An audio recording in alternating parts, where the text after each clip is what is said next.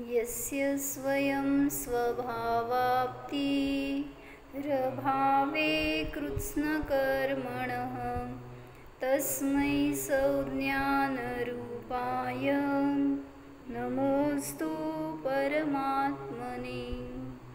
जय बोलो परम पूज्य वीर सागर मुनि महाराज की जय। योग्योपादान योगेन दृषदः स्वर्णतामतां द्रव्यादिस्वादिसम्पत्तावात्मनोऽप्यात्मतामतां वरं व्रतैः पदं दैवं नाव्रतैर्बत नारकं छाया तपस्थयोर्भेद प्रतिपालयतोर्महान् यत्र भावः शिवं दत्ते द्यौकीयदूरवर्तिनी यो नयत्याशु गव्यूतिं क्रोशार्धे किं ससीदति ऋषिकजमनातङ्कं दीर्घकालोपलालितं नाकेनाकौकसां सौख्यं नाकेनाकौकसामिव वासनामात्रमेवैतत् सुखं दुःखं च देहिनां तथा युद्वेजयन्ते ते भोगारोगायिवापदि मोहेन संवृतं ज्ञानं स्वभावं लभते नहि मत्तः पुमान् पदार्थानां यथा मदनको द्रवै।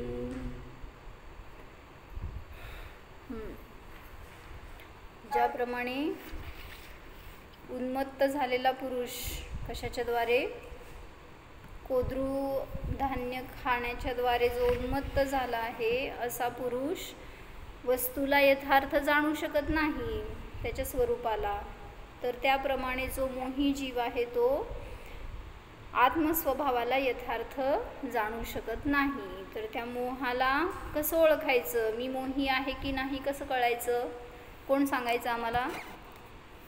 मोही आहे की नाही तुम्ही?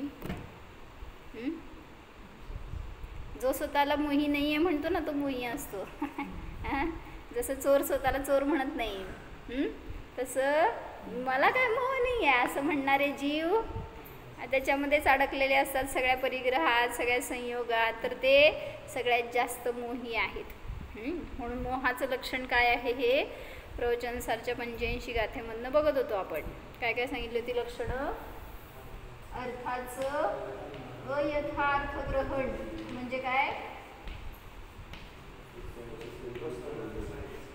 योग्य जसं आहे तसं यथार्थ न जाणणे, वस्तूचं स्वरूप चुकीचं मानणं, विपरीत मानणं, जाणणं, ह्याला म्हणायचं अयथार्थ ग्रहण। सांगा, घर कोणाचं आहे? आमचंच आहे मग तेच सांगतोय की आम्ही आमचं म्हणणं सुद्धा अयथार्थ ग्रहण आहे, पुद्गलाचं आहे ते, आमचं आहे का? कोणाचं आहे? पुद्गलाचं आहे। शरीराचं नव्हे, ते घर जिथं राहतात ते घर कोणाचं आहे? असं बघितलं का त्याला कधी? पुद्गलाचं आहे, दगड वाळू सिमेंटचं आहे, त्याला माझंच म्हणतो, हे अयथार्थ ग्रहण आहे। शरीर कोणाचं आहे सांगा? जाऊ दे, आपलंच परत कोणाचं आहे शरीर? काका पुद्गलाचं आहे म्हणायचं ते सुद्धा, म्हणजे जरासं दिसेल ना वेगळं, ते म्हणजे मी नाही आहे असं दिसेल आपल्याला। सांगा, कपडे कोणाचे? पुद्गलाचे। कसा आला आता बरोबर असं संस्कार करून घ्यायचे आपल्यावर, म्हणायचं नाही हो, मानायचं तसं, म्हणून काय करायचं? म्हणजे आपल्या मान्यतेमध्ये ते पाहिजे की हे माझं नाही आहे, मग माझ्याजवळ कसं राहणार ते? मग त्याला माझं म्हणतो, हा मोह आहे, ह्याला म्हणायचं अयथार्थ ग्रहण। मुलगा कोणाचा? सून कोणाची? मुलं कोणाची? पुद्गलाची बारे, बरोबर आहे रे, बरोबर आहे। म्हणजे माझे नाहीत हेच स्वीकार व्हायला पाहिजे, हे म्हणायचं आहे। ज्याला आपण आजपर्यंत माझं माझं म्हणलोय ना, ते किती आपल्या जवळ राहणार, किती भवात येणार आपल्या बरोबर? केव्हापासून होतं? आत्ता बस थोड्या दिवसाचा संयोग आणि त्याच्यामध्ये आपण त्याच्याशी प्रीती जोडतो, ते माझं माझं करतो, तर त्यालाच म्हणायचं अर्थाचं अयथार्थ ग्रहण. दुसरं काय होतं लक्षण? करुणाभाव. म्हणजे काय? मी दुसऱ्याचं चांगलं करतो, दुसऱ्याला मी मदत करतो, दान देतो, त्याला काय हवं नाही ते सहाय्य करतो, हे सगळं जे मी करतो हा भाव तिथं आला तर, आणि दुसऱ्याचं दुःख मी दूर करतो हा भाव म्हणजे सुद्धा मोह आहे. कारण आपण करू शकत नाही. दुःख का आहे दुसऱ्याला?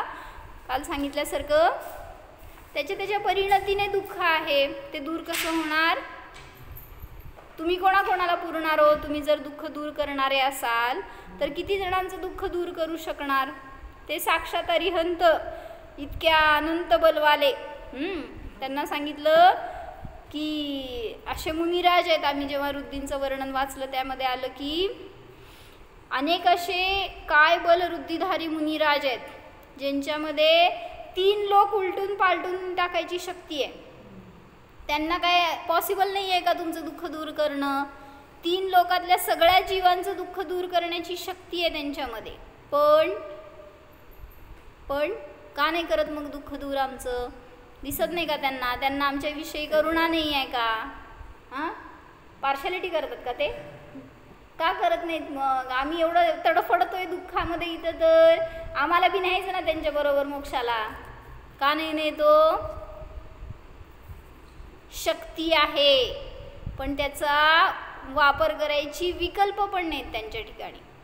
कारण त्यांनी कधी स्वतःचं दुःख दूर केलं नाही. तर दुःख म्हणजे जे काही शरीरावर आलेलं संकट आहे, प्रतिकूलता आहे, त्याला त्यांनी दूर केलं नाही. तुमच्याकडे कशाला बघतील हो? म्हणजे त्यांनी स्वतःच्या शरीराला माझं मानलं नाही. तुम्हाला सगळ्यांना का बरं माझं म्हणतील? तुमचं दुःख का दूर करायला जातील? उपदेश देणार पण तुमचा उदय शेवटी तुम्हाला भोगावा लागणार. म्हणून सांगतायत काय? करुणाभाव हे सुद्धा मोहाचं लक्षण आहे. तिसरं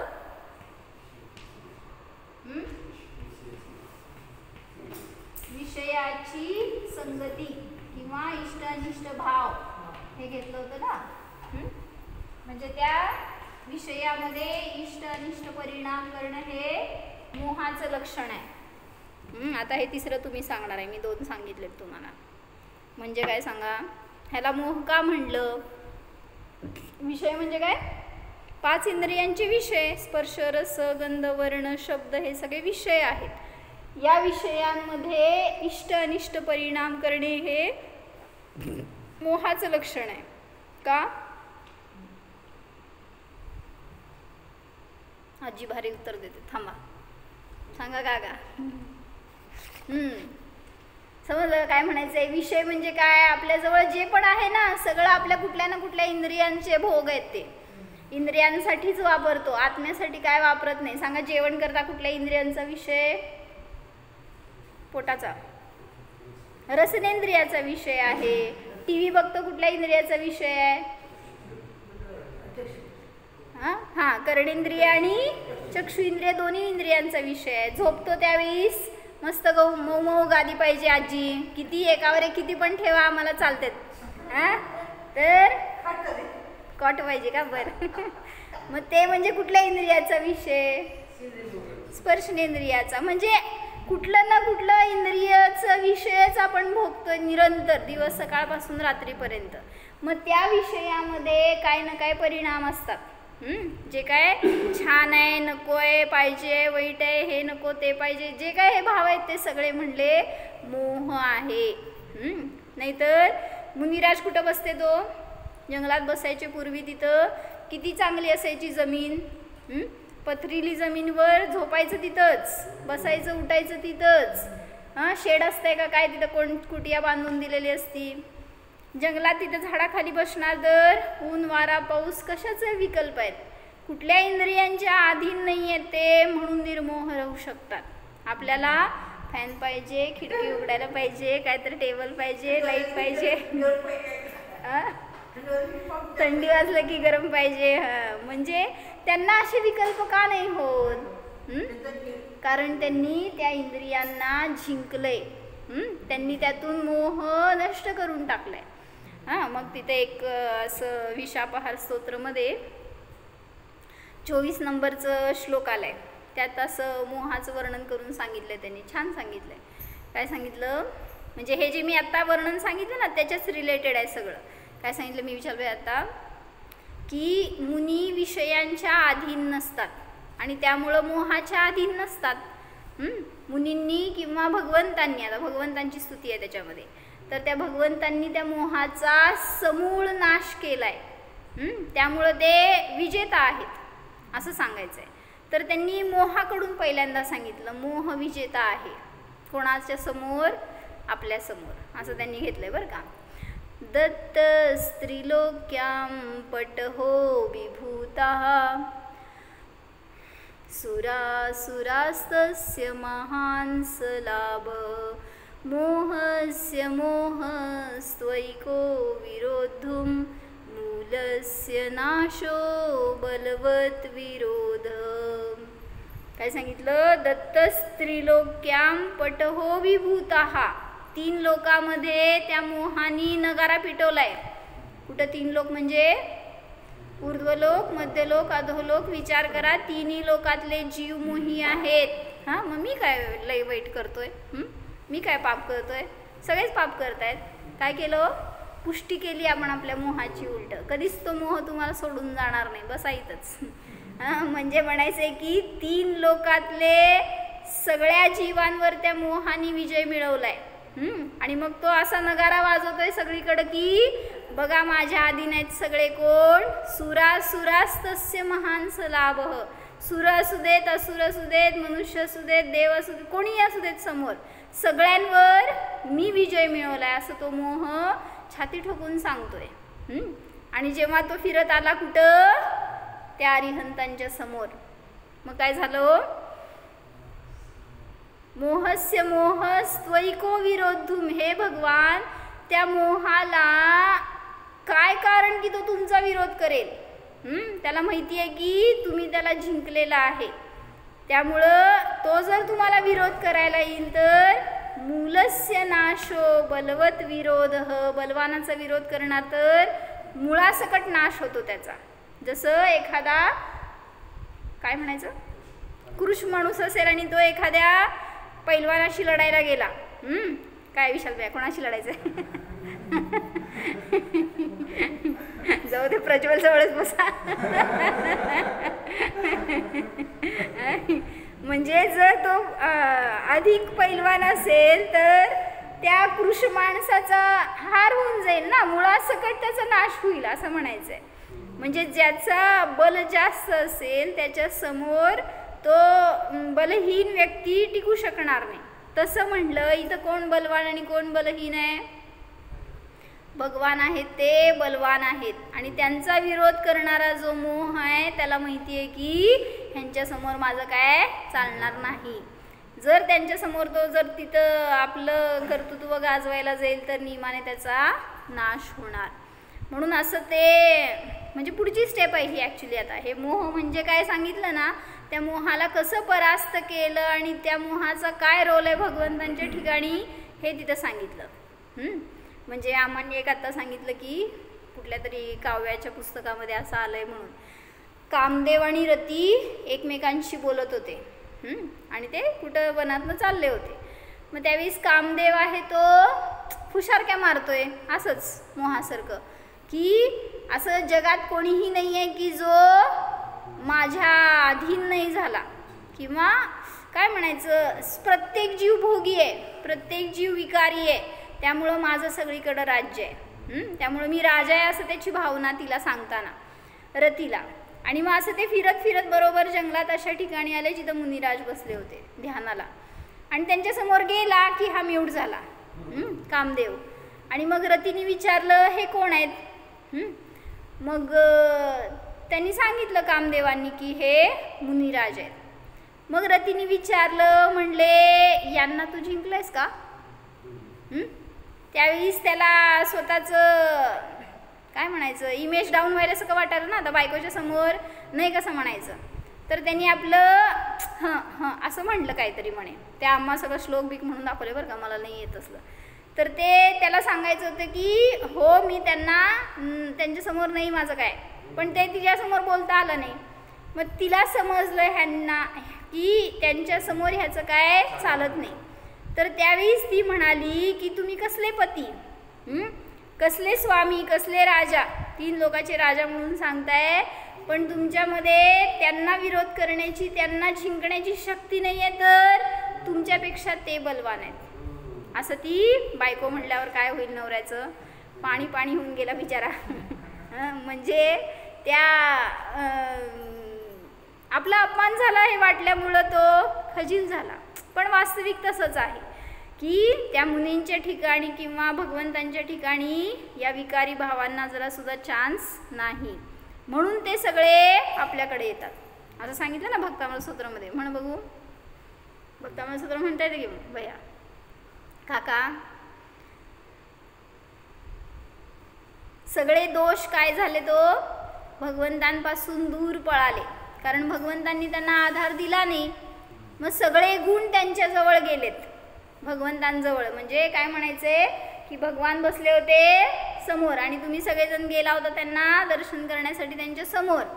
तर मागून आले सगळे गुण आणि त्यांना गुणी पाहिलं, तर ते सगळ्यांनी जाऊन भगवंतांना धरलं. तुमच्यापाशी कोण आलेच नाहीत. सगळे गुण जाऊन त्यांच्या ठिकाणी बसले आणि मग दोष निघाले मागून पकडायला. कोणाला? भगवंतांना पकडायला. पण तिथंपर्यंत जाऊच शकले नाहीत दोष. सगळे काय झाले हो? तुमच्यामध्येच अडकून बसले सगळे. म्हणून सांगितलं गुण सगळे त्यांच्या ठिकाणी आहेत आणि दोष सगळे आपल्या ठिकाणी राहिले. दोषे रूपात विविधाश्रय जात गर्वई स्वप्नांतरे पिन कदाचित पिक्षितोसी. म्हणजे हे दोष आहेत, हे त्यांना स्पर्श पण करू शकत नाहीत. का? कारण त्यांना आपल्या ठिकाणी चांगला आश्रय मिळालाय. ते म्हणले बास आम्ही इथंच रमलोय, आम्हाला पुढं जायचंच नाही आहे. त्यामुळं दोष तुम्हाला सोडत नाहीत. का सांगत होते?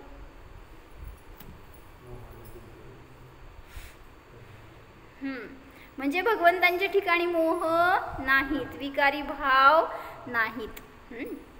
तर इथं घेतलं म्हणून की त्या इष्ट अनिष्ट विषयाशी जी संगती करतो, त्याच्यामध्ये जे रागद्वेष परिणाम करतो, ते सुद्धा मोह आहे. म्हणून त्यांनी एक छान उदाहरण घेतलं इथं. मोह करणे से ही आकुलताये है. बरोबर. मोहाचं फळ काय? काय म्हणायचं इथं? कारण काय आणि कार्य काय हो?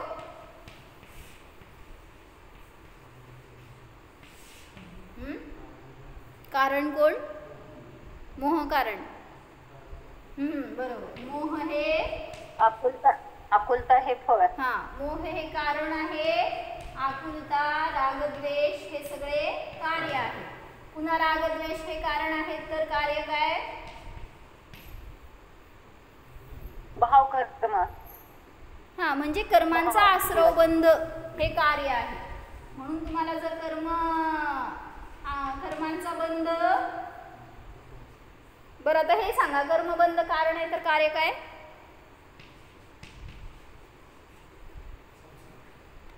त्यांचा उदय येणार. वही लिखाय ना मैंने. बंध हे कारण असेल तर कार्य काय त्याचं? उदयाला आल्यावर पुन्हा रागद्वेष करणार. मग काल चक्र बघितलं होतं ना. सांगा काय लिहिलं, वाचा बघू. लिहिला का नाही मला कळेल. उगी उगी पेन फिरवला. भाव कर्म केले तर द्रव्य कर्म येतात, द्रव्य कर्म आले तर नो कर्म येतात, नो कर्म आले तर विषय येतात, इंद्रियांचे विषय. आणि मग त्याच्यामध्ये पुन्हा इष्ट अनिष्ट बुद्धी होते की पुन्हा भाव कर्म बंद होतो. म्हणजे बंद झाला तर नियमाने पुन्हा त्याच्यामध्ये रागादी परिणाम करतो आणि पुन्हा नवीन कर्मांचा आश्रव होतो. म्हणजे हे चक्र म्हणून संसार परिभ्रमण वाढतं. म्हणून सांगतात तिथं की मोह करणे से ही आकुलताये है. दिसत नाही तुम्हाला? दिसतंय ना काका? दिसतंय का? द्रव्य कर्मांचं निमित्त मिळालं की नो कर्म येणारच, असं सांगितलं ना. काय नम्रतेने काय सांगितलं होतं? काय सांगितलं?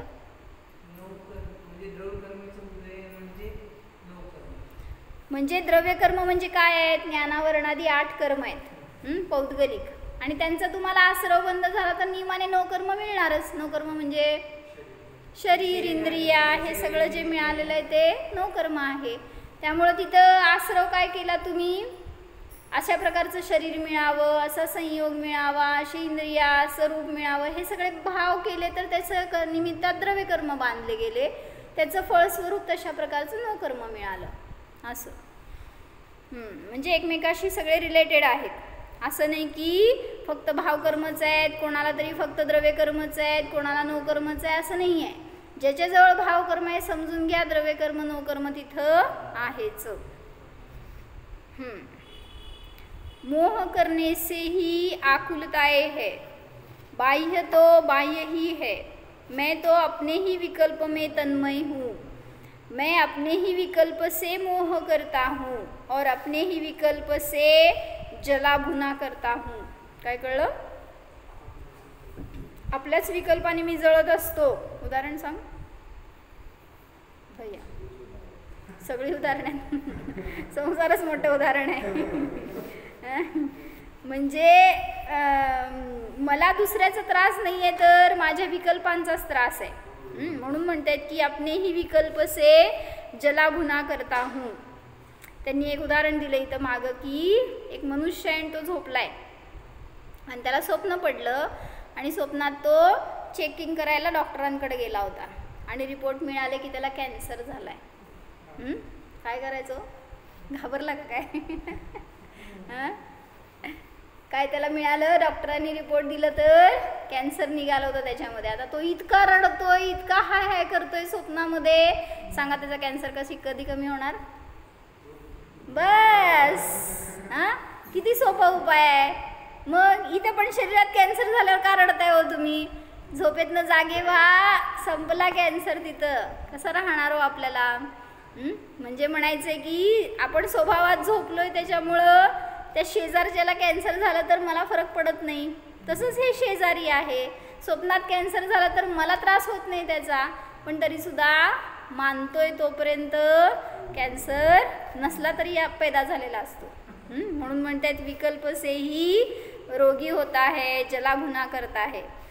दूसरों से मैं न राग कर पाता न द्वेष कर पाता, मैं तो अपने आप में ही राग द्वेष किया करता हूँ.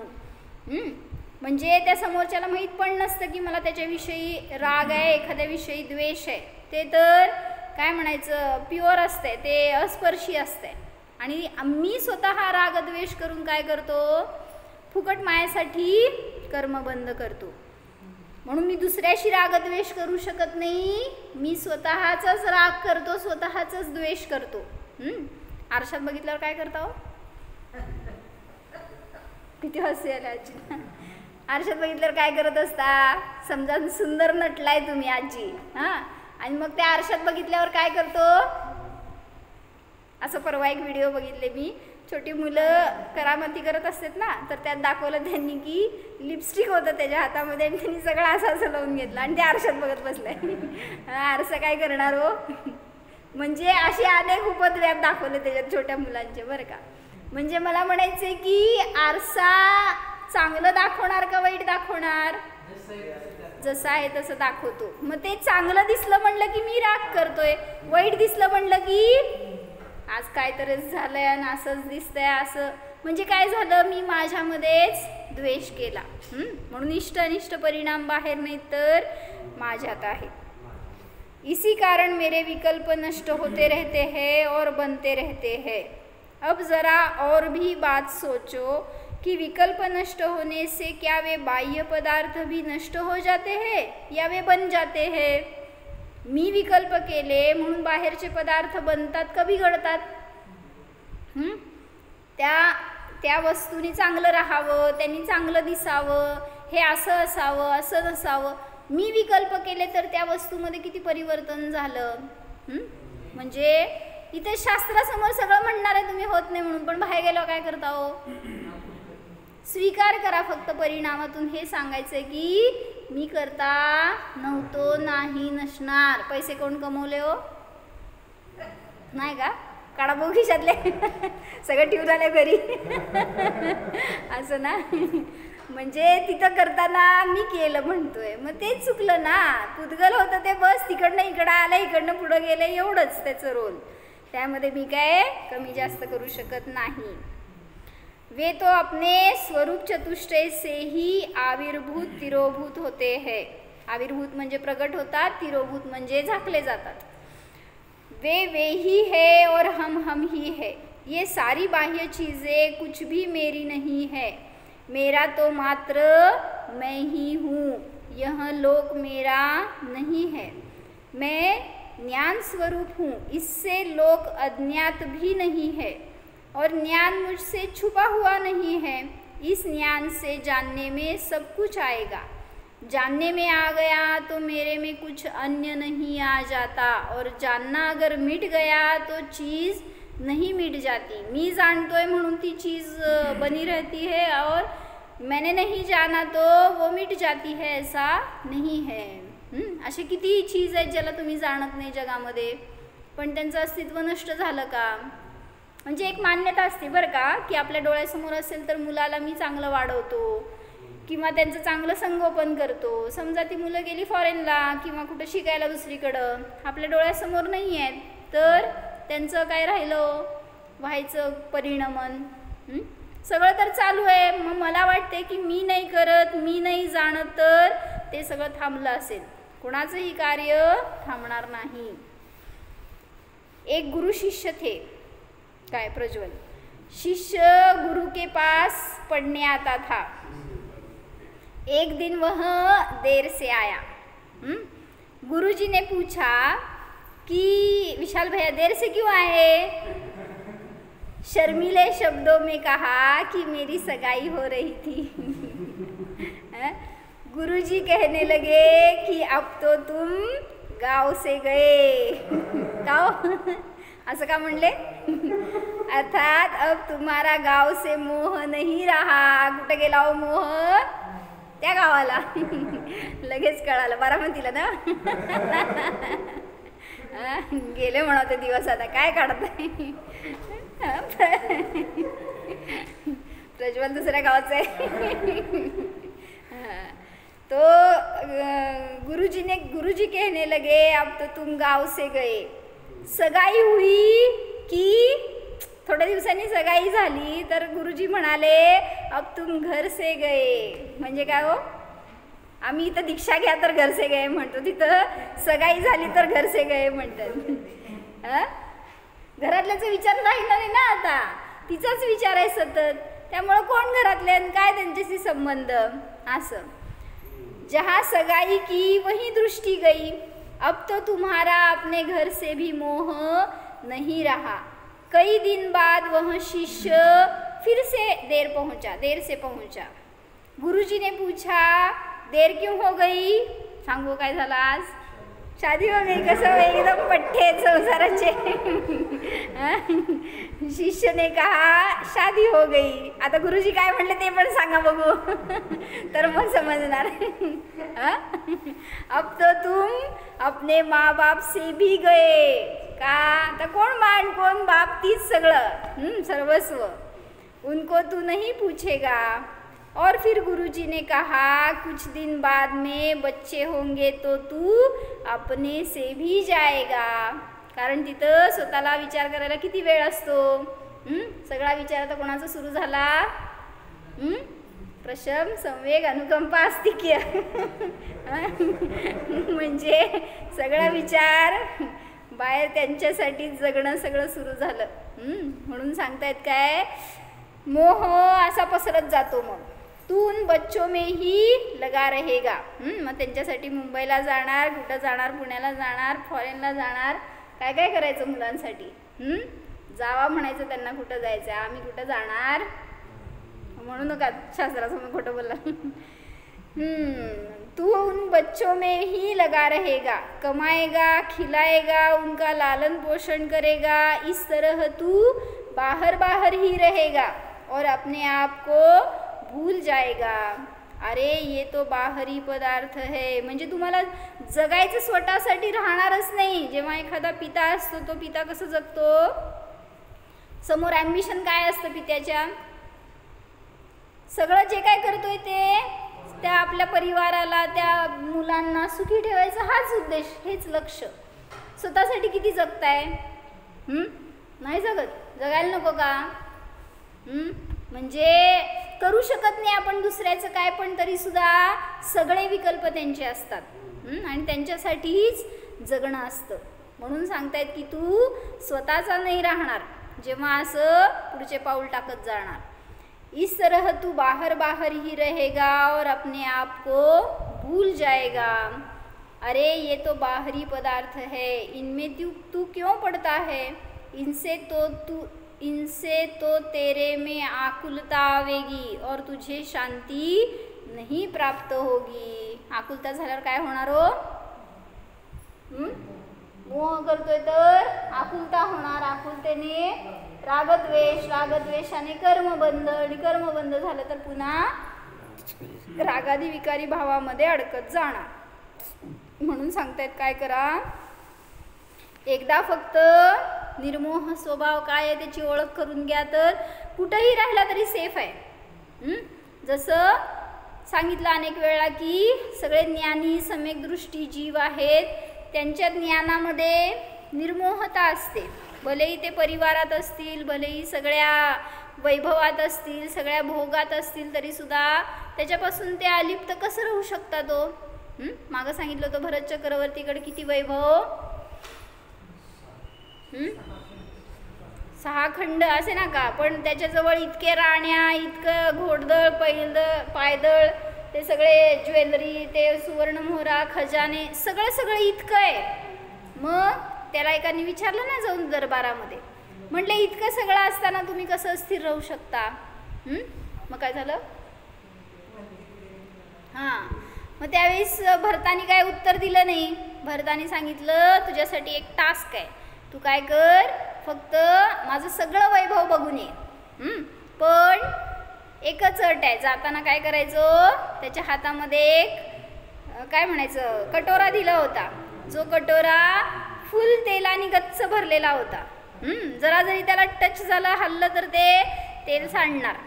मग त्याला सांगितलं फक्त हे कटोरा घेऊन जा आणि माझं सगळं वैभव फिरून ये, तुला मोकळीक, तुझ्यासाठी सूट, आज तुझ्यासाठी डेकोरेशन काय म्हणायचं प्रदर्शन आहे.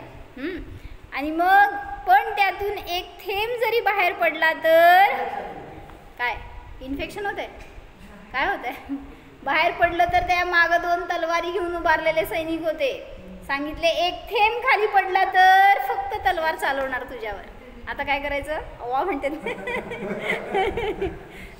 मग ते सगळं बघायचंय त्याला, तो बघणार. कसं बघणार? कुठं बघणार? सगळीकडे फिरवलं त्याला बरं का, राजमहालामध्ये, राजखजिन्यामध्ये, त्या राजबागेमध्ये सगळं वैभव दाखवलं.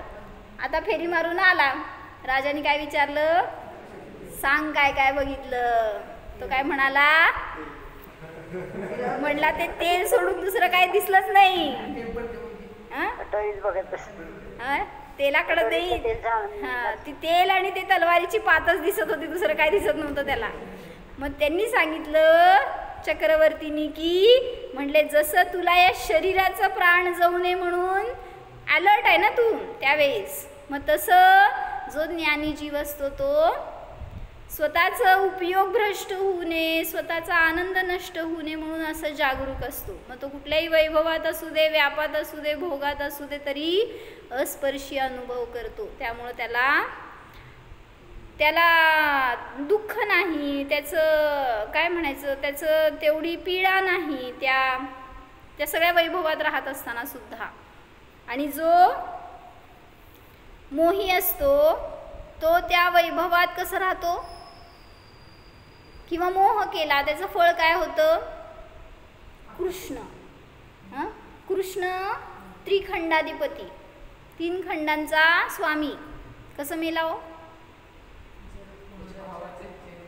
पाणी करत मेला. म्हणजे मग त्यांनी तिथं सांगितलं 3 खंडाचा अधिपती असताना काय वैभव कमी होतं का? पण त्याच्या डोळ्यासमोर त्याच्या हजारो राण्या मेल्या जळून, त्याचे सगळे पुत्र, हजारो पुत्र नष्ट झाले त्या द्वारकेमध्ये. माता पिता जळून गेले. आणि हा पण गेला कुठं? जंगलामध्ये. 3 खंडाचा अधिपती पण काय वेळ आली.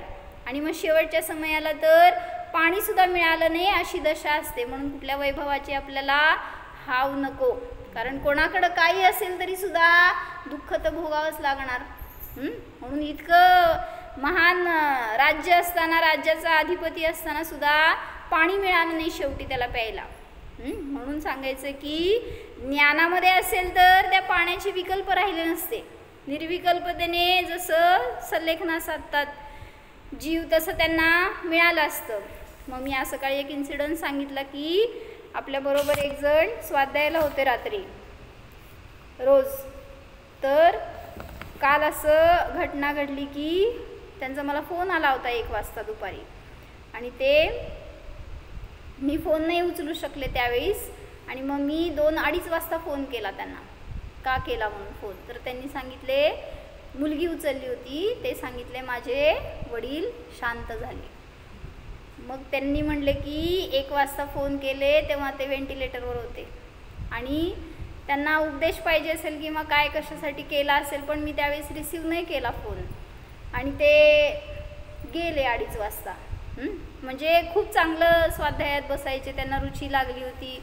तर मी त्यांना म्हटलं की तुम्ही काय सांगितलं का संबोधन मग त्या मुलींना त्यांच्या. मग त्या मुलींनी सांगितलं की मला जेवढं येतं तेवढं मी त्यांना 4 प्रकारच्या आहाराचा त्याग दिला, सगळे नियम संयम सांगितले, काय शरीराबद्दल कोणाच्याबद्दल आकुलता करू नका हे सांगितलं. आणि सगळ्यात महत्त्वाचं म्हणले वीरसागर महाराज जे आपले खरे गुरु आहेत हे मी त्यांना स्मरण करून दिलं. त्यांचं स्मरण ठेवा, दुसरं काय विचार करू नका, त्यांच्या समान आपल्या बनायचं हे भाव करा, अरिहंत महावीर भगवान ह्यांचं स्मरण करा, एवढं सांगितलं. आणि त्यांना 4 प्रकारच्या आहाराचा त्याग दिले म्हणले. म्हणजे असं सुचायला सुद्धा काय म्हणायचं, त्यावेळेस अनएक्सपेक्टेड झालं होतं. त्यावेळेस तिला पण तसं वाटलं नव्हतं की जाईलच आता जीव, पण तरीसुद्धा त्यांनी खूप चांगला पुरुषार्थ केला आणि त्यांची काल संलेखना झाली. म्हणजे मला म्हणायचं आपल्यासुद्धा कर्मांचा उदय कधी कसा येणार आहे माहीत नाही आहे. त्यामुळं सगळे माझ्यासमोर बसलेले समोर बसा नाहीतर आत्म्यात बसा हे सांगायचं आहे. कुठं आपल्याला दुसरीकडे जर मोहात बसलो तर दुर्दशा होणार. म्हणून म्हटलं की आपलं आत्मकल्याण करायची दृष्टी असेल तर कुठेही असलं तरी त्यांनी साधलं असेल स्वतःचं हे इम्पॉर्टंट. दुसरं कोण अनुकूल असू दे नसू दे, कोणी संबोधन देऊ दे नाही देऊ दे, पण त्यांची दृष्टी होती ना आता ह्याच्यामध्ये त्यांना रस आला होता, ते स्वाध्यायामध्ये रुची घेत होते, ध्यान करत होते, तर त्याच्यातून त्यांनी स्वतःचं साधलं असेल. तसं आपल्याला सुद्धा आपलं साधता यायला पाहिजे, हे दृष्टी ठेवा. हो जाणं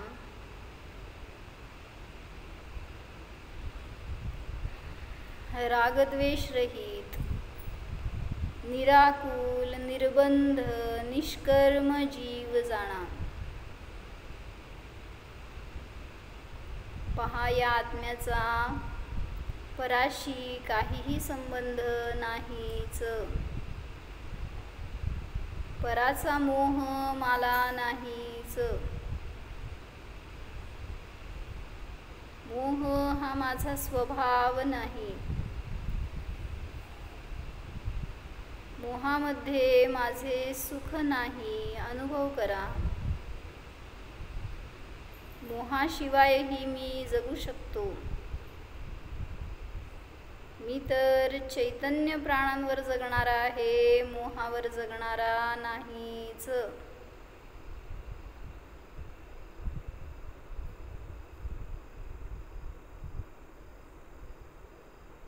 निर्मोह स्वरूपोहम. मी जीव आहे, मोह नाही.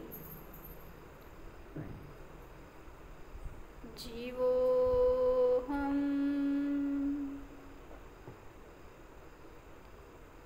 ओम विसर्जन. नमो अरिहंताण